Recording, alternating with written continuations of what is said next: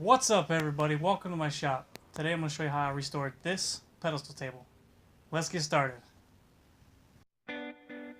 So I started out by using a product I haven't tried before, and it's called Citristrip, and it's non-fuming and it has no harsh chemicals.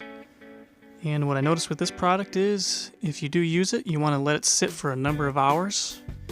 As you'll see here in this video, I put on a nice layer, and about a half hour after I began scraping, but I wasn't getting any surface bubble. So being the impatient person I am, I grabbed some old stripper with the harsher chemicals in it and began applying that liberally, and this stuff works almost immediately. This stuff here is pretty old. I don't even know if they still sell it. But here it's kind of a half gel, half, liquid. And you just try to apply a thick layer, and it began to bubble immediately. And what you'll find with stripping furniture is, if you haven't done it before, you'll notice that you'll get a layer of whatever the product is. Here in my case it's varnish. You get that layer off, it's kind of a rinse and repeat process.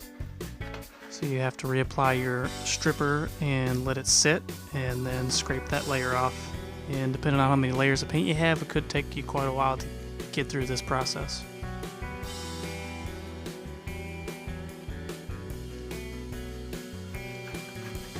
Luckily for me, after I applied the heavier stripper, I was able to basically apply 2 layers except for the stubborn areas. And now I was ready to clean it up with a little paint thinner, or you can clean it up with mineral spirits. But my original plan was to lightly sand this piece of furniture here and try to keep a lot of the age of the wood from going away. But when it come down to it, there was so much yellow paint in the grain that I had no choice except to really take the wood all the way down as clean as I could get it. You also see here there's some gaps, presumably to allow for expansion and contraction of the wood, but I felt like the gaps, especially on the top of the pedestal, were a little too wide. So I took on the nerve-wracking task of taking a piece of furniture apart that was probably 50 years old and trimming down the skirt boards and closing those gaps up a bit. And you can see here they had these bracket pieces oversized, presumably for the expansion and contraction of across the width of that board on top. And I just didn't like how wide it was, so here I took it over to the bandsaw and trimmed off the excess. Of course, as I was doing this, I was kind of getting the feeling that maybe the old timers that built this piece here probably knew what they were doing, and I'm wondering if maybe I had made a mistake. What I decided to do is cut these brackets flush. One of the brackets was already attached to the base of the pedestal, so I had to cut each one separate. And what I ended up doing is leaving room in my miters for the expansion and contraction of that top. So then I measured my skirt boards and cut those all down to size. And I tried to sneak up on the size that I was looking for instead of overcutting.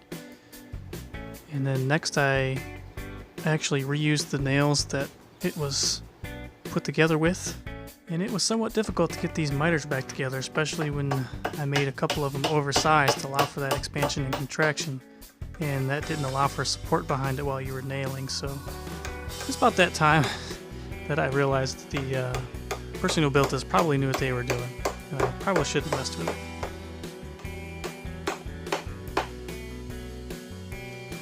I was going to have a difficult time sanding all these surfaces cleanly, so what I decided to do is take the base apart, and it had 2 layers to it.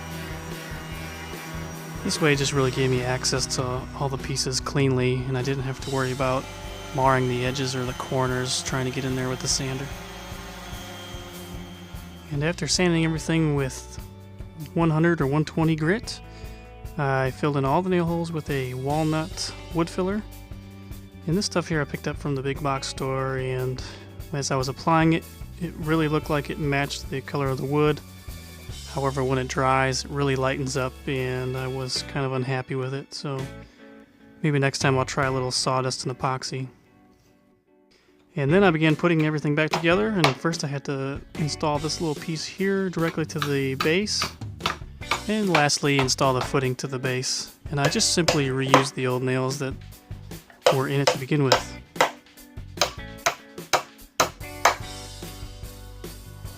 And then I sanded all surfaces to 220 grit and got ready for finish. And here I finished up with a spray-on poly. I sprayed about 2 coats and sanded in between and did 2 more coats. And here I put thin even coats on and tried to avoid drips. And it dried pretty fast in between coats and I was able to work through the process pretty quick.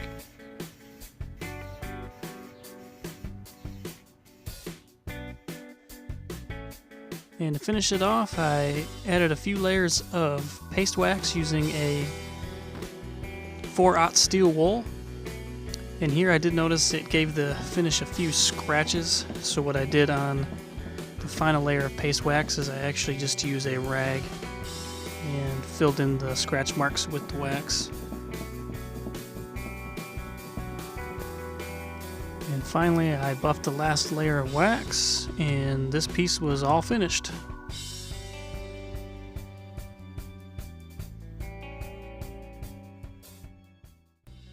So that's it everyone, thanks for watching. I'll leave a link in the description on all the products I used on this project here. And I'd like to know what you guys think. This is the first time I've refinished furniture in quite a while. Please let me know if I should have done anything differently. And until next time, I appreciate you watching and we'll see you later.